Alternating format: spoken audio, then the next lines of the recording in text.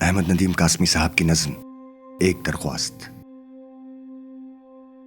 زندگی کے جتنے دروازے ہیں مجھ پر بند ہیں، دیکھنا حد نظر سے آگے بڑھ کر دیکھنا بھی جرم ہے، سوچنا اپنے عقیدوں اور یقینوں سے نکل کر سوچنا بھی جرم ہے، آسماں در آسماں اسرار کی پرتیں ہٹا کر جھانکنا بھی جرم ہے، کیوں بھی کہنا جرم ہے، کیسے بھی کہنا جرم ہے۔